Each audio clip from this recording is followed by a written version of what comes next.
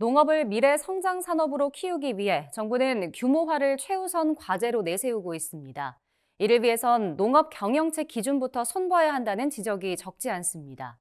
이에 최근 농어업위는 농업 경영체 혁신 방안을 논의하는 토론회를 열었는데요. 이 토론에 참석한 전문가들은 농업 경영체 등록 요건을 강화해야 한다면서도 변화할 제도를 연착륙시키기 위한 방안도 함께 고민해야 한다고 강조했습니다. 진주영 기자가 전해드립니다.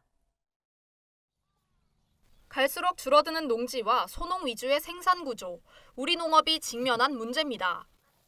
지난해 국내 농가 수는 처음으로 100만 가구 아래로 떨어졌습니다. 농업을 미래 성장 산업으로 바꾼다는 정부 구상과는 달리 현실에선 농가 수와 농지 면적이 갈수록 줄어드는 상황. 이에 농어촌 특별위원회는 최근 미래 농업을 위한 농업 경영체 혁신 방안을 모색하는 정책 토론회를 마련했습니다. 토론회에 참석한 전문가들은 농업 구조 개편을 위해선 농업 경영체 규모를 키워야 한다는데 뜻을 모았습니다. 현행 규정에 따르면 농업 경영체로 등록하기 위해선 경장 면적이 1000제곱미터 이상이거나 직접 생산한 농산물의 연간 판매액이 120만 원 이상이면 됩니다. 이처럼 경영체 등록 요건이 까다롭지 않다 보니 지난해 농업 경영체 수는 184만 개로 2019년에 비해 8.3%나 늘었습니다.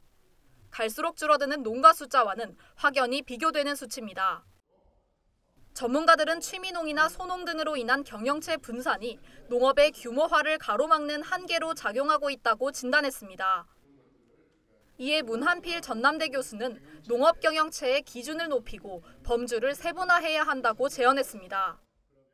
일본의 지금 경영체 평균 경영체 규모가 3헥타르 정도 가는 것들을 우리도 지금은 이제 따라가야 되지 않나. 0.3헥타르를 기준으로 해서 기초 경영체로 일반 경영체로 나누자 하는 게 모든 경영체들을 유형화해서 그 경영체에 맞는 정책들을 배치할 수 있지 않을까 이렇게 생각을 합니다.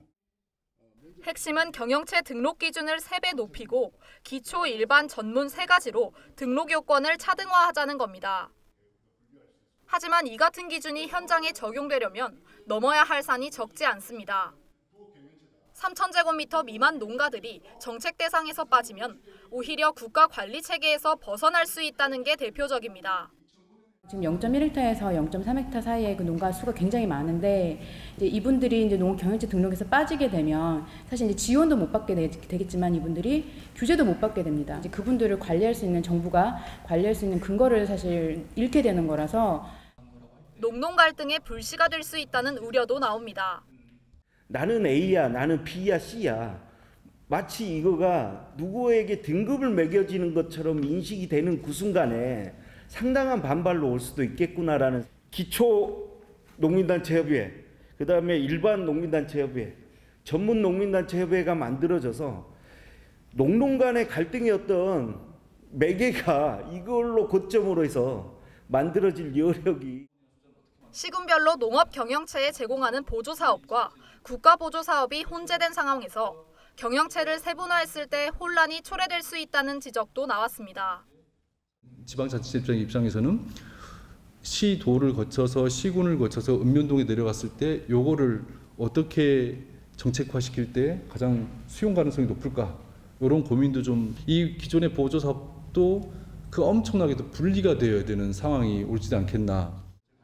토론회에 참석한 김한호 농어업위 농어업분과위원장은 논의된 내용을 바탕으로 단계별로 접근할 수 있도록 논의기구를 마련해 나가겠다고 말했습니다.